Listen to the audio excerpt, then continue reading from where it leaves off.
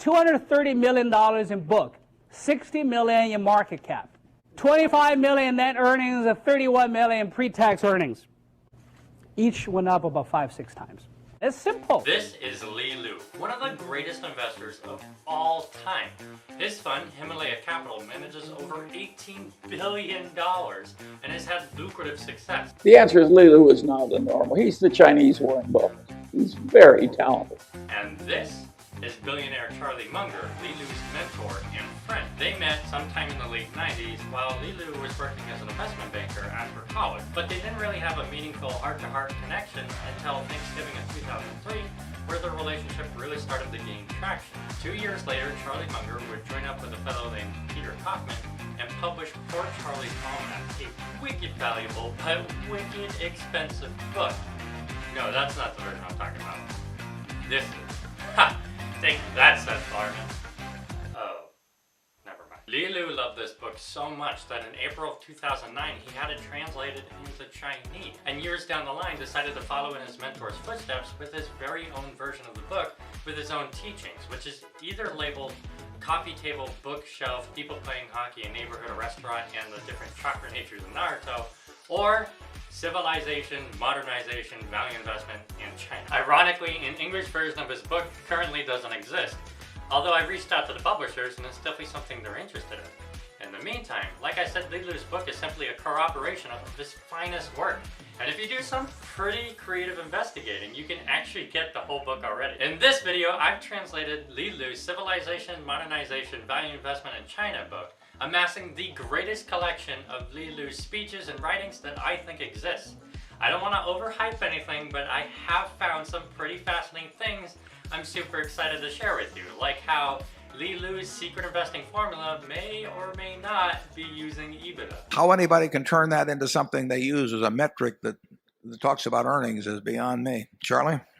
Yeah, I think you would understand any presentation using the word EBITDA if every time you saw that word, you just substituted the phrase bull earnings. I'll also share how Liu Liu may or may not have used credit default swaps in 2008, which is the same investment vehicle Michael Burry famously used to make a ridiculous amount of money, and so much more. The book starts off with an introduction to Liu Liu, and then gives you prefaces by Charlie Munger, Chang, the vice president of Himalaya Capital, and Liu Liu, an acclaimed author and writer. The book is broken into two parts. The first half is based on Liu Liu's speeches and writings on civilization, modernization, and China, and the second half is based on value investing, rational thinking, and book reviews. This video is going to cover the first half of his book, so make sure you subscribe so you can stay up to date when we release the second part and a bonus part that we have planned for you. All the resources and more will be linked in the description below, including a full transcript to the first half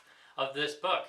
And I know that sounds like we hate audience retention. We're now down 43%. But we don't care. We make the videos that we would like to see. So enough teasing, let's get into it. In 1996, Liu Liu was born in China into orphanage, survived the tragic earthquake, and became a student leader in the Tiananmen Square protest.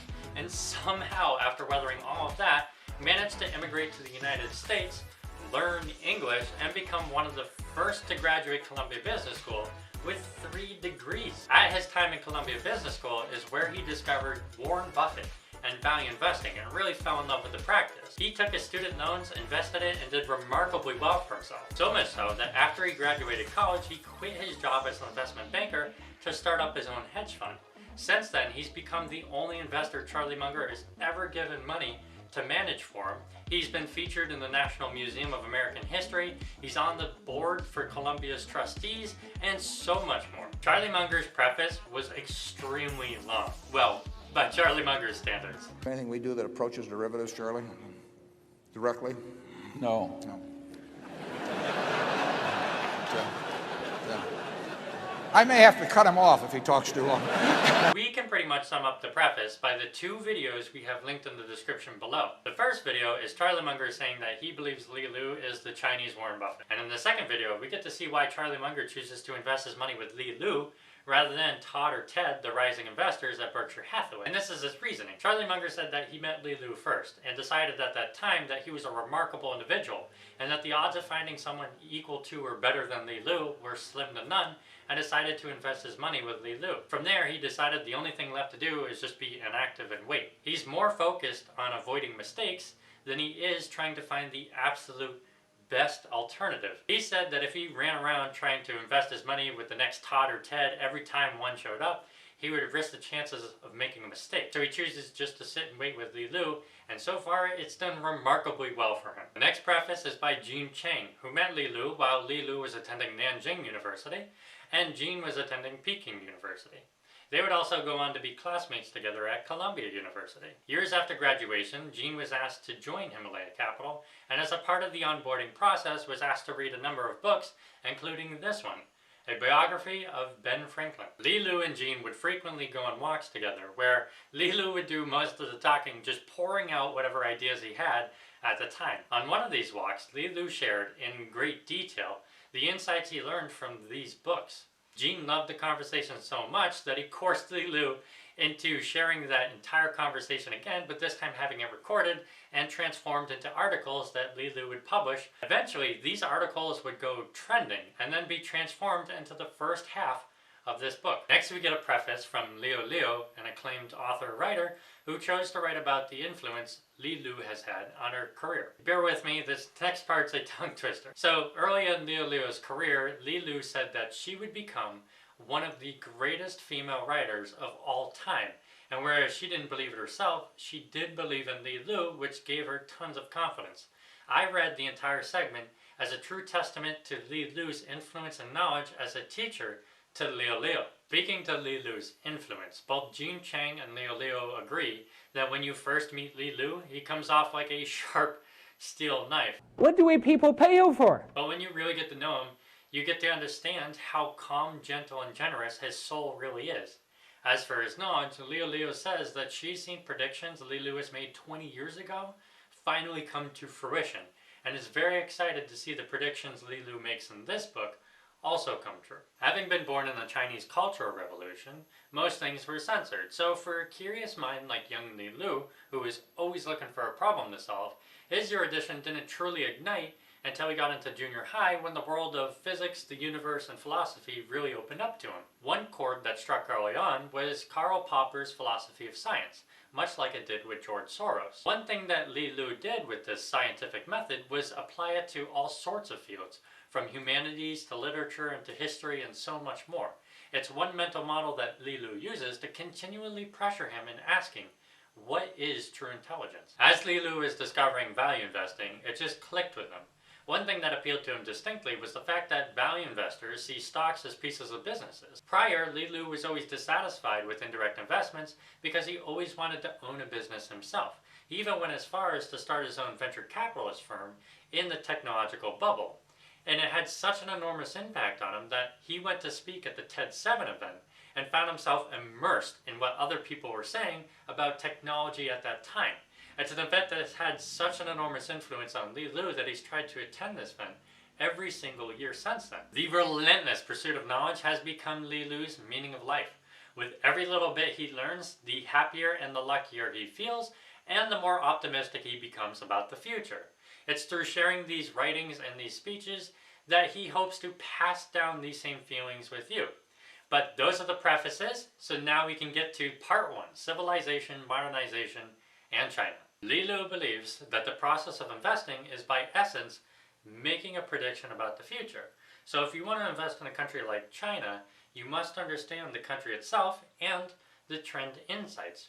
Because in that country's darkest moments, like we saw in 2008 and 2009, you will be tested. Let's talk about the speed with which we are watching this market deteriorate. We're red everywhere, essentially, down by 4-5%.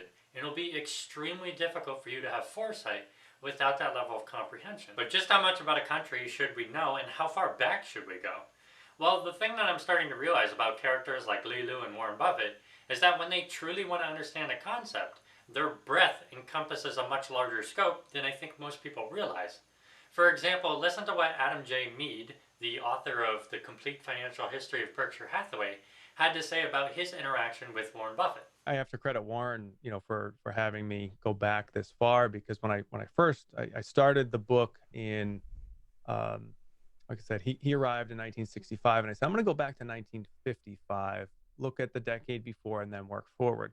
Well, I sent Warren that chapter, and he, to my surprise, wrote back and said, glad you're writing the book. It'd be interesting to go back and take a look at Berkshire's temporary profitability in the World War II period. And then there's also Alice Schroeder's experience with Warren Buffett. That if Warren Buffett bought a pizza parlor, unlike most people, he would not just look at the financial statements of the pizza parlor and ask questions about them. He would study the price of wheat over time.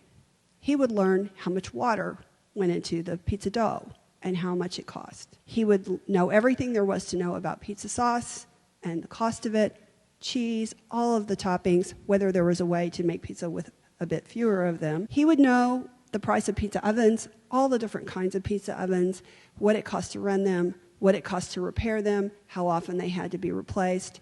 He would know everything about how much you had to pay employees and delivery people and what the kind of turnover of those employees was, how reliable they were. He would know everything about the leasing terms of the pizza store. The level of detail that he would know before he would own a pizza business would start with the price of wheat. So if we apply that same level of breadth to how Liu Liu thinks about a country, how far back do you think we should go?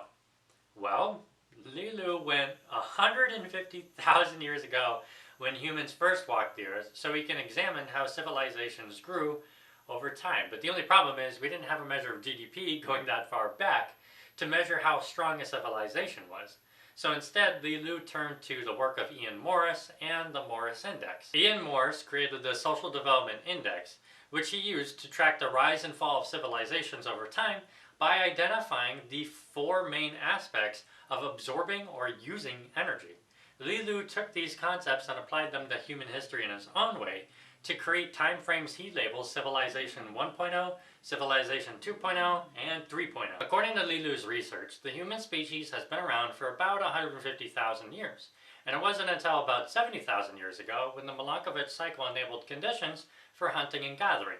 The Milankovitch cycle is what's responsible for periods of ice age, the last of which ended about 20,000 years ago, and this is where Liu Liu suggests that Civilization 1.0 truly started developing. In Civilization 1.0, human ancestors started growing in population very rapidly, started covering the world, and were still primitively hunting and gathering. Agriculture was a leading component to growth. However, the great climate change brought by the Milankovitch cycle did not affect each land equally.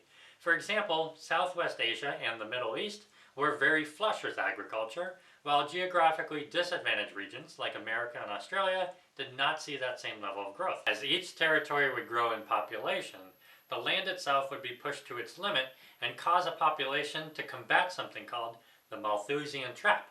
This concept was coined by economist Thomas Malthusian, which explained the behavior we've seen since about 10,000 BC, where if a land had its resources to grow, it will until it hits a cap. That cap is a bottleneck of natural resources a population would run into that would cause wars, famines, plagues, regime failures, and climate change. As a region was facing a Malthusian trap, it only made sense to conquer new territories to acquire new resources, only to inevitably be met with the Malthusian trap once again. This cycle would continue to repeat and summit several times up until the 1800s, when Liu Liu suggests a paradigm shift in human behavior occurred. In this period of time, it's really easy for us to see why China would pull ahead at first. Unlike Europe, which had a complicated system of land and water, China's geography was mostly uniform, with insurmountable mountains to the west and a frozen tundra to the north. Because of this, they were able to conquer territories and unify under one system, and then create what Liu Liu identifies as the second greatest institutional innovation of our time, a political system. This system allowed China to rule for about 1,200 years, but its greatest advantage would soon turn to be its greatest disadvantage in the coming years. To counter the Malthusian trap, Europe, mainly Britain, unable to simply just conquer territories around it, decided to set up a transatlantic global free market economy and let the capitalists take control. Europe's influence spread to the Americas, and this nautical age and discovery of the New World challenged nations with a deep understanding of physics, geography, technology, astronomy, government, and so much more. At the same time, Newton published his mathematical principles of natural philosophy, and it revolutionized the world. Then in 1776, several events occurred that would serve as the cornerstone of Civilization 3.0. The culmination of Adam Smith's Wealth of Nations, the Declaration of Independence, and the creation of the world's first steam engine led to what Liu Liu believes is the single greatest institutional innovation of our time, and the reason he believes the West led the East for so many more years to come. And that is a free market economy based on modern technology. Adam Smith believed in the concept of the invisible hand, where if left to its own devices, people would naturally do what's best for society. Government's role then would be to protect property, ensure competition, oppose monopolies, and protect order in the free market. The Declaration of Independence gave America an opportunity to create a society fueled by enlightenment with economic influence from Adam Smith and political influence from John Locke. Combine these factors with the innovation of the steam engine, and you got a truly remarkable society that gave people recognition of their talents with deserved benefits, and they saw explosive growth. But why did the gap between the West and the East continue to grow? It's not that the East lacked innovative thinkers, but instead suffered from what Liu Liu called ideological imprisonment. For example, at the same time Christopher Columbus was discovering the New World in 1492, a voyager of the Ming Dynasty with similar credentials to Columbus had his career cut short because of countrywide bans on land and sea. This mediocre rule shut off the country from the innovations of the steam engine, petrochemical resources, and many more. Also keep in mind that information didn't travel nearly as fast as it does now, so the West was able to compound and share their intelligence much more efficiently than the East. If we go even further back, we can find the exact moment Liu Liu believes diverged the trajectory of the West and the East. Liu Liu suggests it all started when the Roman and Han Empire fell. After about 300 years of turmoil, China almost completely restored its imperial rule, while the Roman Empire never came back to its former glory.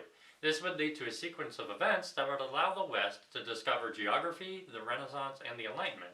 And in this environment, Adam Smith would be able to develop his philosophy of the invisible hand and allow us to practice a free market with modern technology. It wasn't all smooth sailing though, because the invisible hand would come into question with the 1929 stock market crash and the subsequent Great Depression. At that time, economist John Keynes would come up with a new role for governments to play in the market economy, and tensions between Adam Smith's invisible hand and John Keynes' visible hand would eventually escalate into World War II and the Cold War.